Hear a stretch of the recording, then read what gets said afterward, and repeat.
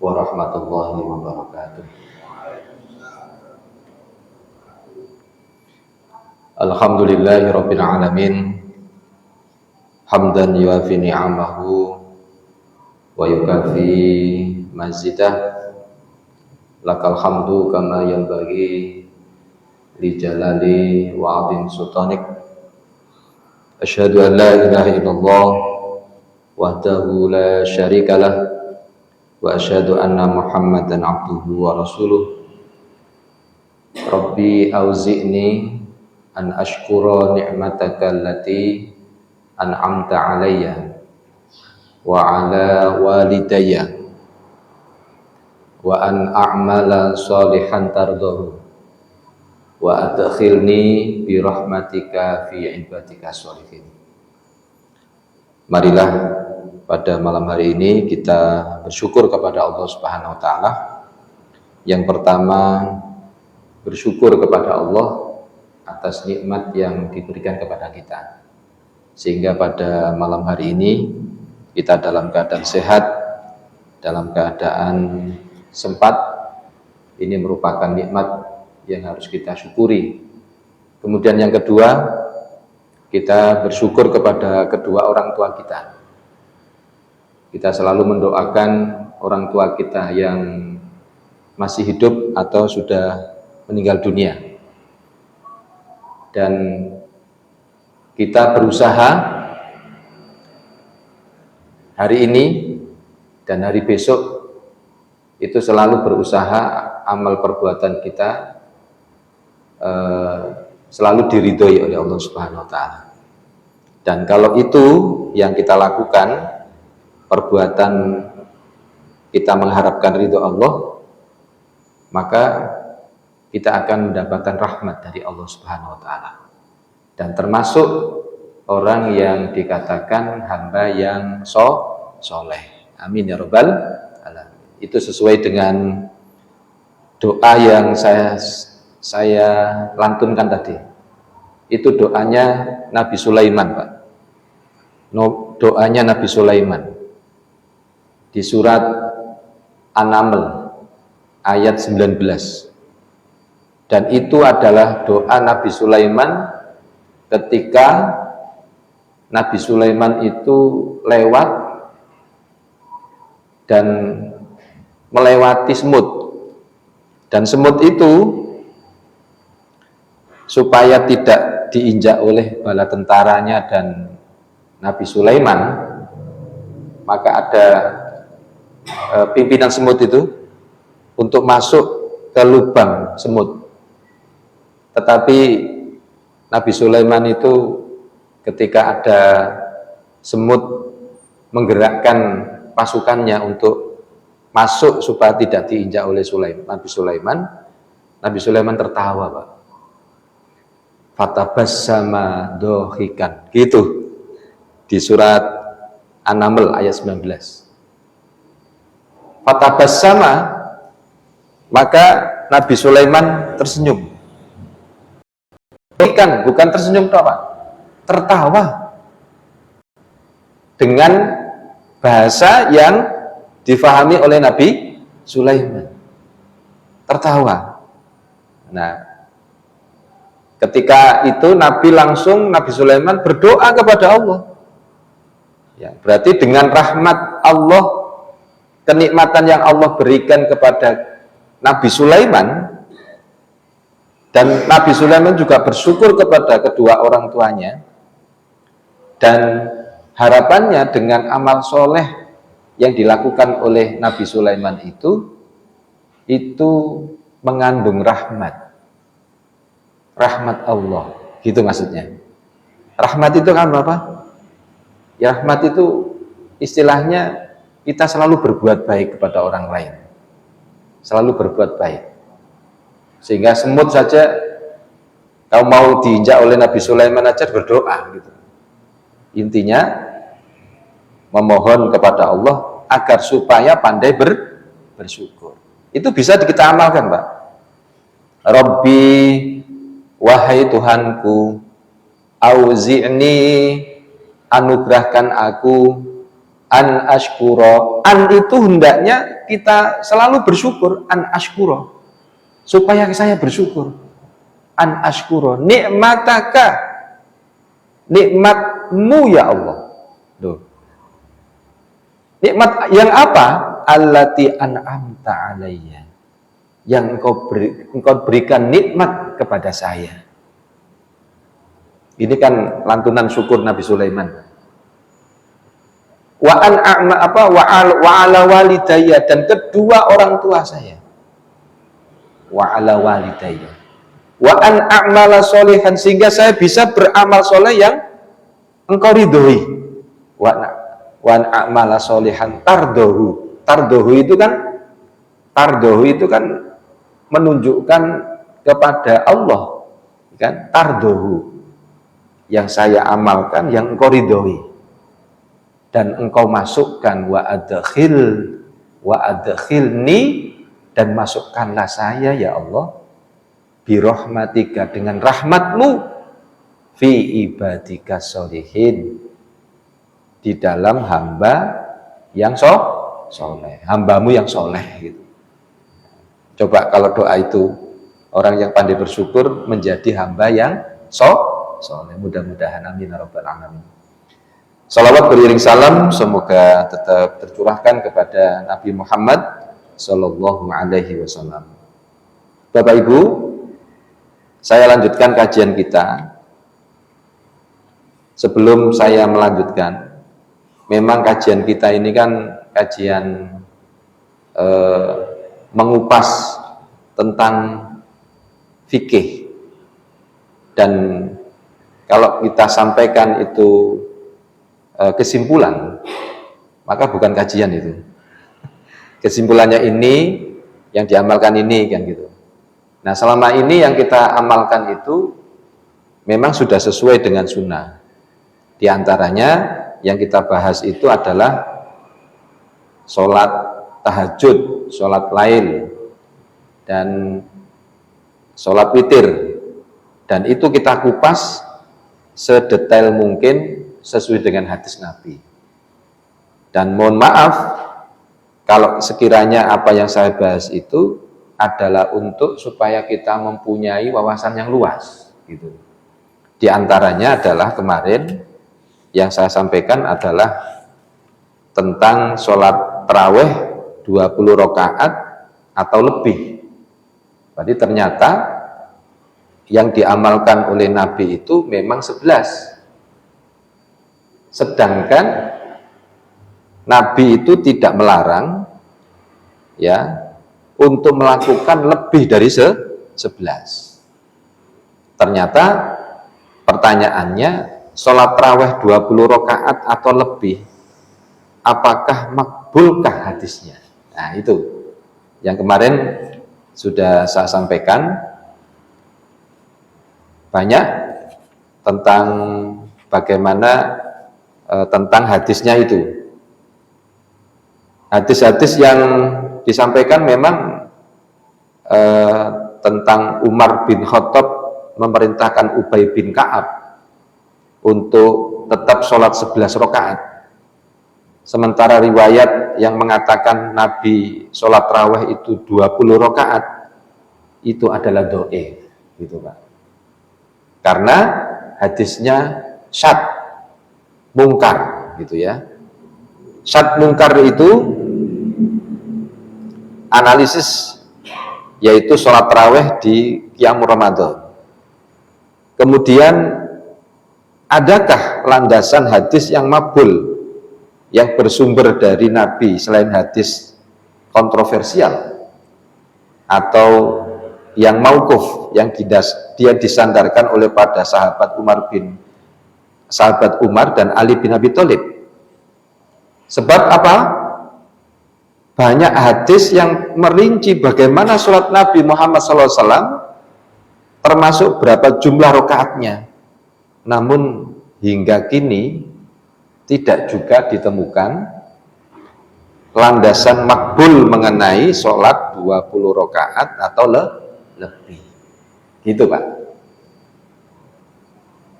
Ada beberapa ulama yang menyatakan bahwa Sholat lail 20 rakaat lebih sudah menjadi ijma para ulama sejak awal.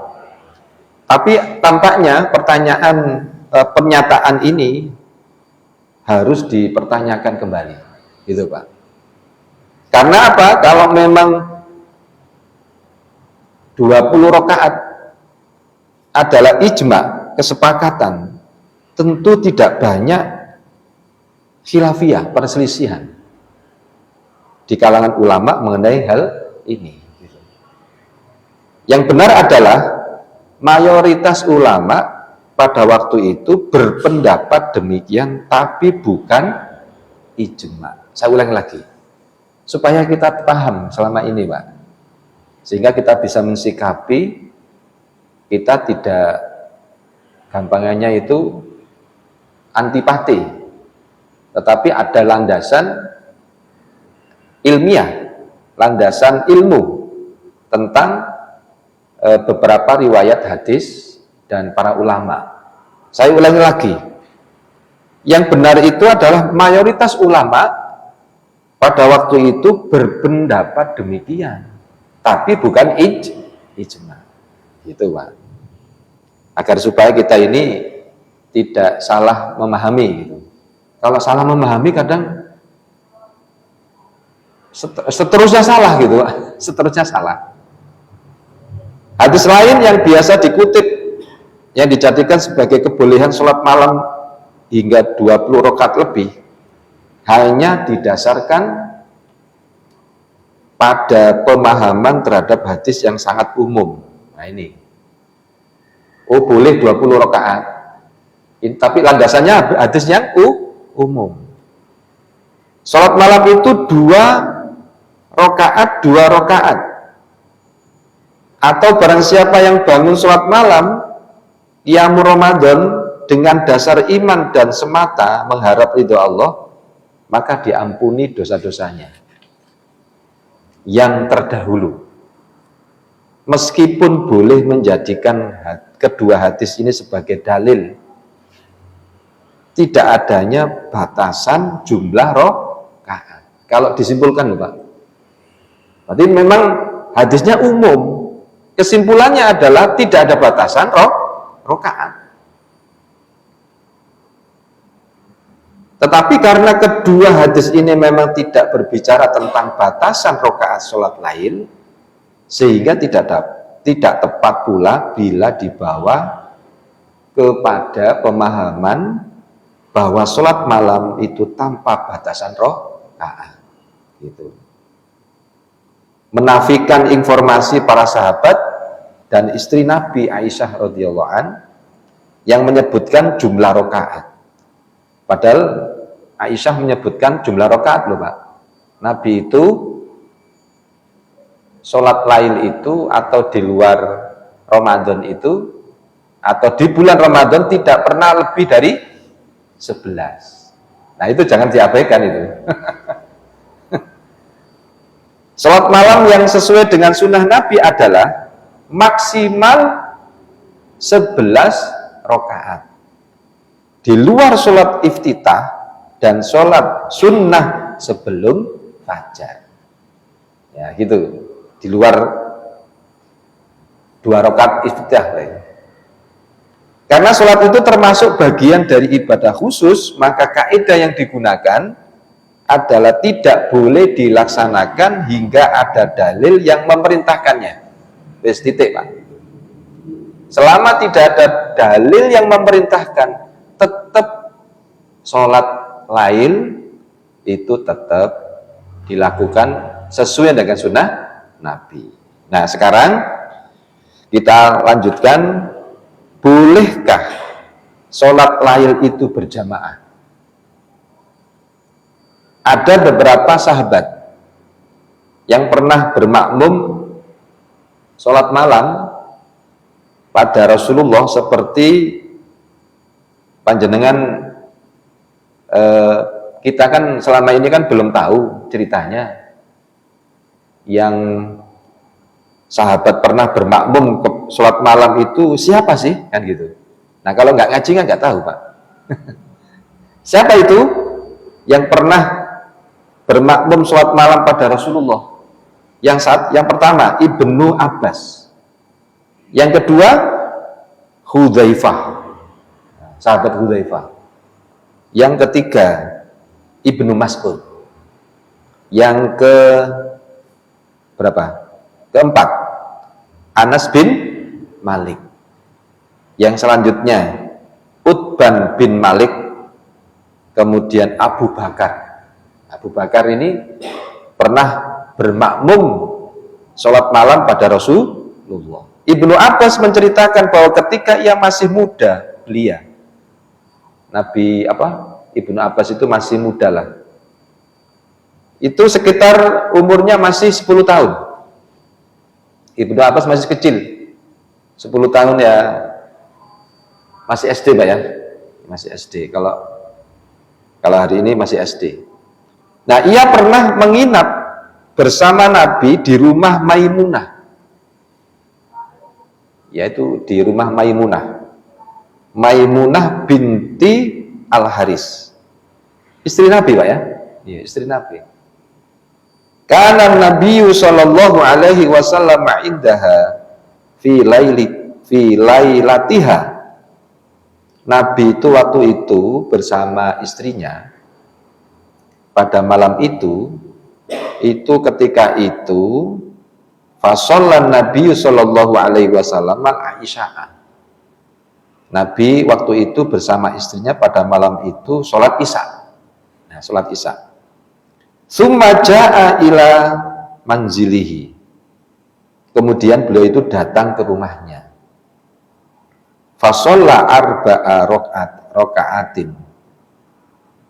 Dan sholat 4 rakaat. Summa nama, kemudian tidur Nabi itu. Summa koma, beliau lalu bangun Pak. Summa kola nama al-Hulaimu. Kemudian beliau itu lalu bangun dan berkata, si kecil maksudnya Ibnu Abbas. Ibnu Abbas namanya si kecil, sudah tidur. Ibnu Abbas sudah tidur dah kan gitu. Ketika bangun Nabi itu. Apakah kalau di sini itu namal gulaimu au kalimatan tushbihuha summa qoma fakuntu an yasarihi. Beliau itu lalu bangun berkata, si kecil Ibnu Abbas itu sudah tidur tak? Atau ucapannya semacamnya. Kemudian beliau itu berdiri. Dan aku pun berdiri untuk sholat di samping kirinya Nabi. Maka beliau pun memindahkanku ke kanannya. Nah, Ibnu Abbas kan di samping kiri Nabi, dipindah, kepalanya itu dipindah oleh Nabi. Ini kon sebelah kanan gitu, dipindah oleh Nabi. Maka beliau pun memindahkanku ke kanannya. Lalu sholat witir 5 rakaat. Kemudian beliau sholat 2 rakaat sunnah fajar.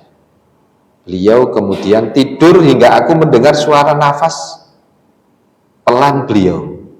Lalu beliau keluar untuk sholat. Nah, ini hadisnya, hadis Al-Bukhari. Ya, hadis Bukhari, Ahmad, sebagian riwayat itu menjelaskan Ibnu Abbas itu bermakmum pada Nabi 13 rakaat. Nah, gitu. 13 rakaat. Dan sebagiannya merincinya dengan formatnya apa? 2 rakaat, 2 rakaat, 1. Gitu. Nah, itu penjelasannya. Namun Nabi lebih sering mengerjakannya sendirian di rumah, Pak. Berarti Nabi itu sholat lail itu seringkali apa?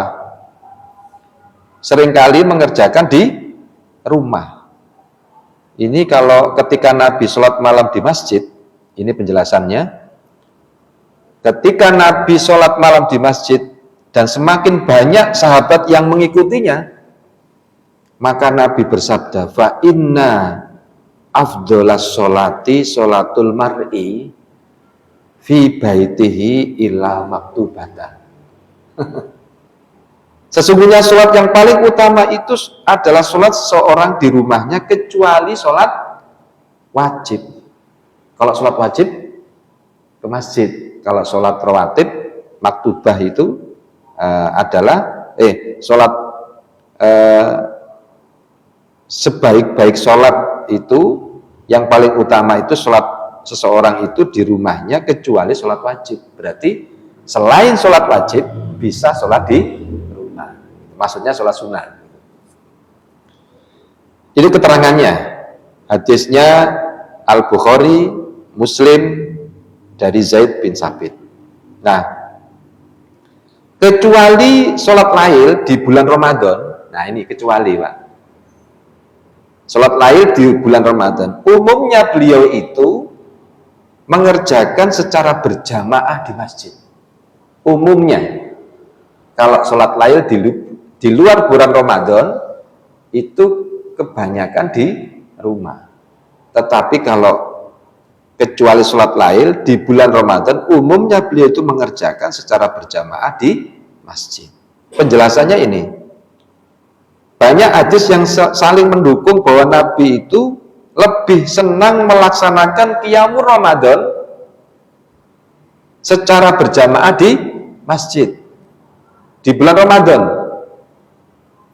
Walaupun sholat sendirian di rumah juga boleh, karena ini pun pernah beliau itu lakukan beberapa kali, Pak. Ya. Menurut Aisyah, bahwa setelah jamaah sholat malam di bulan Ramadan semakin bertambah banyak itu setiap malamnya, maka Nabi tidak keluar untuk sholat bersama mereka pada malam ke-3 atau malam ke-4. Saat subuh, yakni selesai sholat subuh, Pak, sahabat ini menginformasikan hal ini kepada Nabi, lalu dijawab oleh Nabi Muhammad SAW. Saya tahu, kata Nabi gitu. Saya tahu apa yang kalian lakukan. Sebenarnya tidak ada yang mencegah saya untuk keluar sholat tadi malam kecuali karena saya benar-benar khawatir ini diwajibkan atas kalian. Nabi itu khawatir ya, saking khawatirnya dianggap wajib maksudnya oleh kalian. Kemudian kata Aisyah, peristiwa ini terjadi pada bulan Ramadan. Nah ini dalam riwayat Anas Pak, bahwa ketika Rasulullah sholat di bulan Ramadan, maka ia berdiri di sampingnya, lalu datang pula yang lain hingga menjadi sebuah jamaah, Pak. Nabi itu sholat di masjid. Nah kemudian moro-moro ada yang ngikuti gitu aja, Pak. Ya. Nah setelah beliau tahu Anas dan kawan-kawan itu ikut berjamaah di belakangnya, maka Nabi mengatakan, ja'ala yatajawwazu fis shalah tsumma dakhala rohlahu fasolli sholatan la yusolliha indana. Beliau mengatakan, beliau pun mempersingkat sholatnya, lalu masuk ke rumahnya dan sholat sendirian tanpa kami di sisinya. Oh, saking khawatir ya, Pak. Maunya itu nanti banyak yang mengikuti, nanti dianggap wajib. Sehingga beliau itu menghindar gitu. Menghindar. Nah, peristiwa yang sama juga itu pernah diceritakan Jabir yang pernah sholat bersama Rasulullah di bulan Ramadan dengan 8 rakaat plus witir. Ya. Ini hadis riwayat Ibnu Huzaimah, Ibnu Hibban. Tapi hadis ini kontroversial. Karena sebagian ulama seperti Al-Arnad Dan Husain Salim menilainya dhaif karena ada Isa bin Jariyah yang umumnya itu kritikus hadis seperti Ibnu Ma'in. Menilainya masalah dengannya, bahkan Ibnu Hibban itu memasukkannya dalam thiqah. Mungkin ini sebabnya Al-A'zami, Ibnu Hibban, kemudian Al-Hasimi, Abu Hatim menilai hadis ini hasan. Apalagi banyak jalur hadis yang bisa saling mendukung. Nah, Bapak Ibu yang dirahmati oleh Allah Subhanahu wa taala. Nah, bahwa dalam riwayat Abu Dzar disebutkan bahwa ketika sisa 5 malam, cerita ini, sisa-sisa malam, maka setelah lewat tengah malam, zahaba syatrul lail, mereka usul kepada Nabi, usul ini, tinggal 5 hari itu. Bagaimana kiranya jika Anda membersamai sholat sunnah kami di sisa malam kita ini? Oh, itu usul. Ya, mereka usul pada Nabi. Gimana Nabi, ya Allah, ya Nabi, sisa 5 hari ini, gimana Anda itu membersamai salat sunnah kami di malam kita ini? Apa jawab Nabi, Pak? Jawab Nabi, innahu man qoma ma'al imami hatta yansorifa kutibalahu qiyamul lailatin. Sesungguhnya orang yang bangun sholat malam bersama imam hingga selesai, maka dicatatkan baginya pahala sholat semalam suntuk. Hadis riwayat At-Tirmidzi, An-Nasai, Abu Dawud. Nah, usul ini disampaikan, Pak, karena semalam Nabi itu tidak muncul mengimami mereka. saking rindunya, Pak, ya, diimami oleh Nabi itu. Usul, sampai usul, Pak. Sayangnya hadis ini sering tidak dimuat, redaksi panjangnya lalu dijadikan sebagai dalil anjuran untuk mengikuti imam sholat raweh komplit di awal malam kalau mau mendapatkan pahala sholat semalam suntuk, Pak. Padahal sebab al-wurud, asbabul wurud, hadisnya itu asbabul wurud, namanya sebab-sebab hadisnya itu ada muncul itu kan namanya asbabul wurud. Kalau asbabun nuzul apa? Al-Quran. Sebab kemunculan hadis ini itu menunjuk qiyamul Ramadan lewat tengah malam. Gitu, Pak. Memang membahas, memang ini kan perlu gitu ya. Nah, Bapak Ibu yang dirahmati oleh Allah, tradisi sholat raweh berjamaah ini diteruskan oleh para istri, gitu, ya, dan para sahabat pasca wafatnya Nabi, dan itu dilanggengkan para ulama hingga saat ini. Berdasarkan hadis di atas ini, maka untuk mengajarkan dan membangkitkan motivasi beribadah, maka sesekali sholat lail itu di luar Ramadan itu boleh dilakukan dengan apa? Berjamaah. Monggo. Sesekali aja, Pak. Tapi ojo terus-terusan, Pak. Mungkin 1 bulan sekali lah ngadakan sholat lail bersama untuk memberikan motivasi para jamaah Masjid Al-Ikhlas. Monggo, nggak apa-apa. Berarti kesimpulannya boleh kita sholat lail berjamaah, tapi jangan sering lah. Mungkin ya 1 bulan sekali atau 2 minggu sekali. Karena ini untuk mengikat jamaah kita. Bagaimana untuk memotivasi beribadah. Nah, selanjutnya kan sendiri-sendiri nanti, Pak. Sama halnya seperti anak-anak di pondok. Memang masa santri, anak-anak santri itu kan untuk dibiasakan untuk sholat berjamaah tepat waktu. Kalau di rumah apa? Nggak tepat waktu, Pak, anak-anak itu loh. Makanya kenapa sih anak-anaknya itu dipondokkan? Supaya terbiasa untuk sholat tepat waktu, kemudian sholat sunnah rawatib, dan kebiasaan-kebiasaan yang lain. Agar supaya apa? Kalau sudah terbiasa di pondok, maka di luar pondok itu, di rumah, itu sudah gampangannya ngeten. Jenengan anak-anak sudah mondok, kemudian pulang. Sudah terbiasa, nggak usah diperintah. Kan gitu. Tapi ada ceritanya, Kak.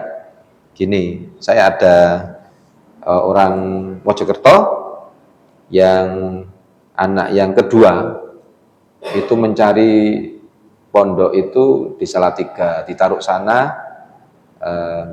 nggak apa, ya mencari pondok yang belum tepat gitu, sehingga sampai ke Jombang. Setelah itu kok dipikir-pikir, kok pondok di sini, pulang kok dia itu kok sholatnya jek malas saya.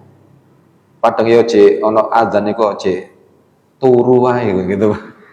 Tuh, kenapa ya? Gitu. Akhirnya si bapak ini cerita sama saya mencoba bagaimana kegiatan di pondoknya. Ingin tahu saja. Oh, ternyata memang setiap pondok itu punya ciri khas masing-masing. Nggak bisa kita vonis, karena punya kelebihan masing-masing. Nah, mungkin pada waktu itu, bebas ya Ustaz, sehingga makanya anak saya ini terdidik, nggak terkontrol ya itu akhirnya dipindah, walaupun tidak di pondok, dititipkan di Malang, SMA-nya itu kemudian dititipkan di masjid di Malang sana, ikut kegiatan di masjid, itu malah lebih terkontrol dia itu sholatnya tepat waktu ya, daripada di pondok. Nah, mungkin ada yang pertimbangan seperti itu. Kan apakah mungkin di pondok itu kan memang arek-arek kan terpaksa, mungkin ya Pak. Ada terpaksa. Tapi keterpaksaan itu untuk membiasakan dia supaya paham. Tapi berapa persen sih?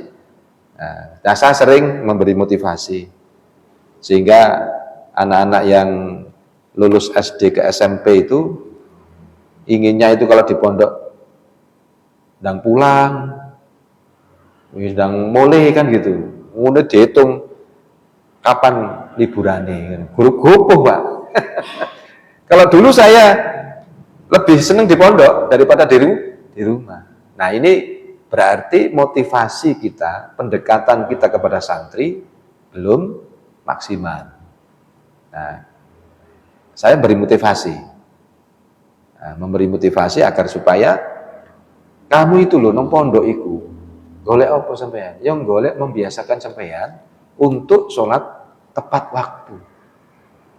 Tapi kalau sampean mulai liburan sholatnya enggak tepat waktu, berarti kamu sholat itu karena terpaksa. Loh, boleh kan sampaikan gitu Pak? Karena terpaksa, karena peraturan Pak.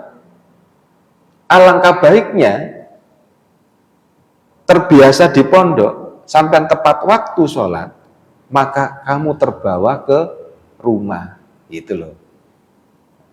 Sehingga kalau kamu ternyata kok di pondok itu tepat waktu karena terpaksa, kemudian liburan itu seakan-akan seperti burung yang keluar dari sangkarnya Pak. Halo? Bebas gitu ya. Nah ini namanya belum berhasil untuk memahami tentang apa? Dia itu mondok gitu. Kan gitu. Nah, sama seperti ini. Nah, membiasakan maka boleh sholat lail itu boleh berjamaah. Monggo nanti di dijadwal atau diprogram Pak. Mungkin monggo sholat lail, nanti yang mengisi itu nanti Ustadz ini ada kultumnya untuk menjelang subuh 1 bulan sekali aja memotivasi. Seperti kayak contohnya Ustadz Adi Hidayat hadir itu, beliau milihnya subuh gitu. Berarti sebelum subuh sudah di sana dan ada sholat lail berjamaah. Monggo nanti bisa itu inovasi kreativitas kita untuk meramaikan masjid dengan cara seperti itu. Nah, Bapak Ibu yang dirahmati oleh Allah, permasalahan sekitar Qiyamul Ramadan sekarang. Pertanyaannya Pak, bolehkah sholat tahajud di bulan Ramadan setelah sholat raweh di awal malam? Ini kan gitu. Berarti habis isya itu kan sholat raweh, kemudian malamnya bangun. Bolehkah kita? Ya, bolehkah sholat tahajud di bulan Ramadan setelah sholat raweh di awal malam? Nah, pertanyaan ini sering diajukan khususnya bagi orang yang sudah biasa bangun sholat tahajud. Gak mungkin lah yang bertanya ini gak terbiasa sholat tahajud gitu. Kalau orang yang terbiasa sholat tahajud itu mesti tanya ini. Dan dia juga tidak ingin kehilangan pahala sholat malam semalam suntuk karena meninggalkan imam sholat tarawih. Nah, menurut penjelasan ini sebenarnya ini sangat tergantung pada pendapat mana yang dipilih gitu aja. Ya. Bagi mereka yang memilih pendapat yang menyamakan sholat tarawih dengan sholat tahajud di bulan Ramadan, gampangannya Qiyamul Ramadan Pak ya, maka setelah mewitirkan tarawih tentu sudah tidak boleh lagi melakukan sholat tahajud, apalagi masih ditutup dengan witir. Sholat tarawih ini kan boleh dikerjakan langsung dengan sholat witir di awal waktu, boleh kan Pak? Boleh. Dan boleh juga sholat witirnya ditunda. Halo? Ditunda pelaksanaannya di akhir malam. Nah, kebolehan ini karena Nabi itu pernah Pak melakukan sholat malam di awal. Nabi juga sholat di pertengahan. Nabi juga pernah sholat di akhir malam. Pernah nyicil Pak. Tahu nyicil Pak? Nyicil sholatnya setiap 2 rakaat salam lalu tidur Nabi itu. Lalu bangun untuk mewitirkan sholatnya. Pernah menasehati Abu Hurairah untuk berwitir sebelum tidur. Abu Hurairah itu dinasehati, awakmu iku sakurunge turu sholat witir, khawatir itu ya. Dan memperkenankan Abu Bakar yang sholat malam di awal waktu, Nabi memuji kehati-hatian Abu Bakar yang sholat di awal malam, namun memuji juga kesungguhan Umar bin Khattab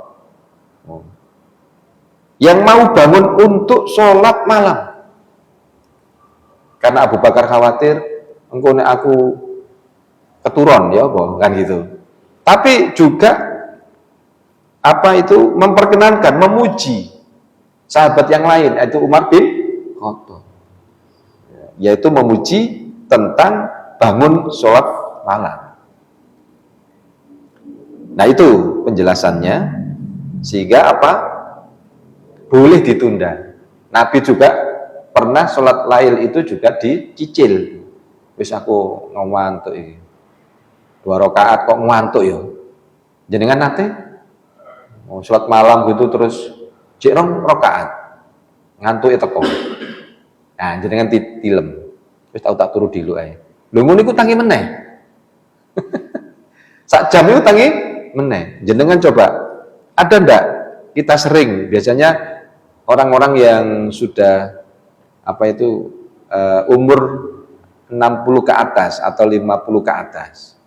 Itu sholatnya tidurnya kan angel, bolak-balik tangi, ya kan Pak ya? Nah itu dicicil nggak apa-apa itu. Bolak-balik tangi gitu ya Pak ya. Besok turu ya. Nah dibuat sholat aja, dibuat sholat. Nah itu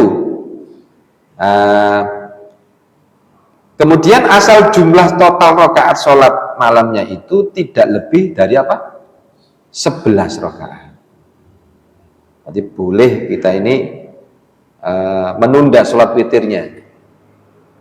Konsekuensi logis dari penyamaan ini adalah disunahkan membuka sholat malam atau tarawihnya dengan 2 rakaat yang ringan, ya, 2 rakaat yang ringan itu khafifaini, sholat iftitah, tanpa surat. Alangkah baiknya itu membuka sholat malam itu, tarawihnya itu 2 rakaat yang ringan sebagai sholat pembuka kan. Sini belum Pak ya?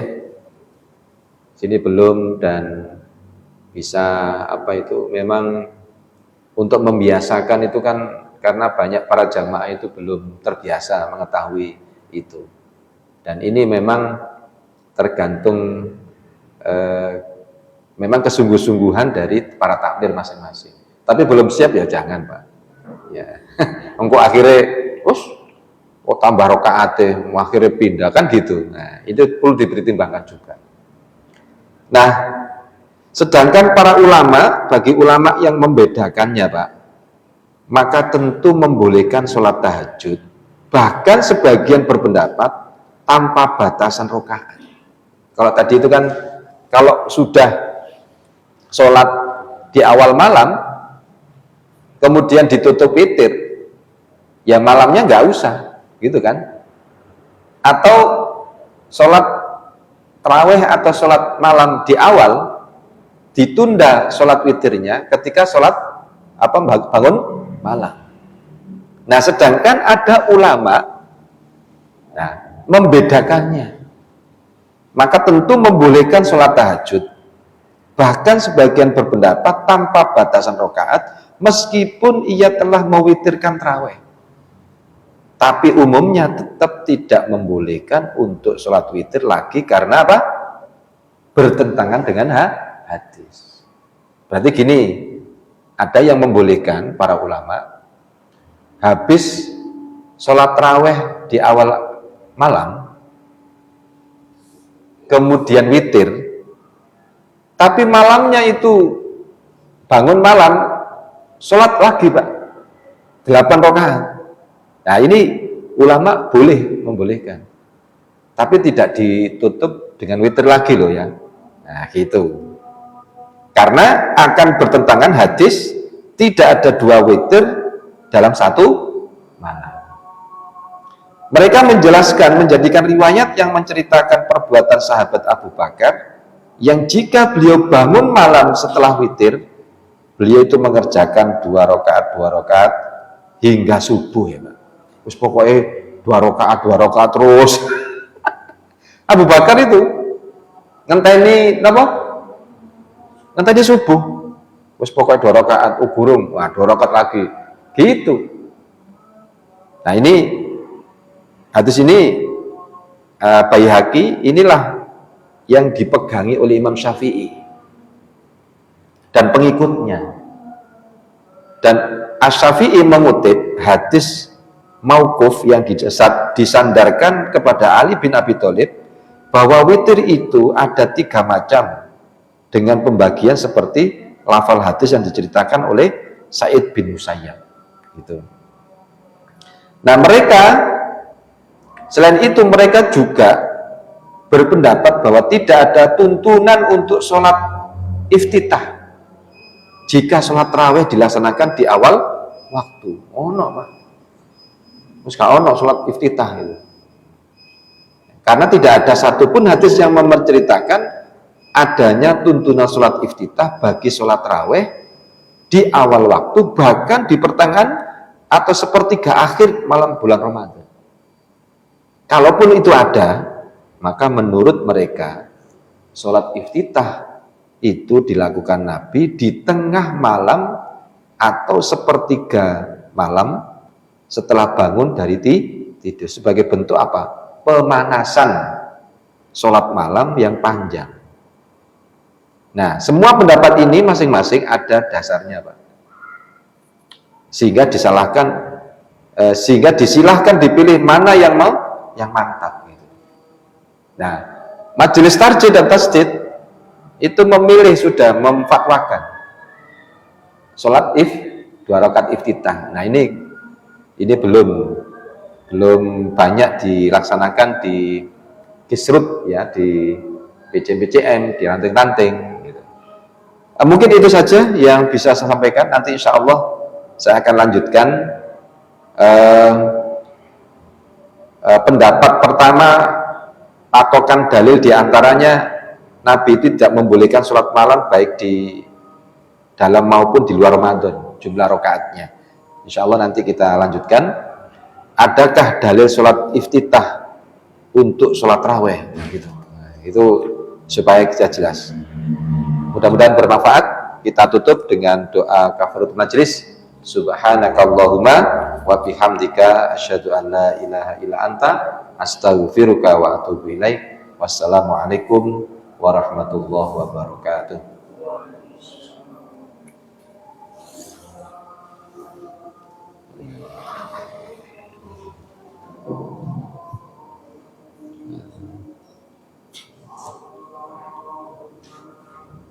Allahu Akbar, Allahu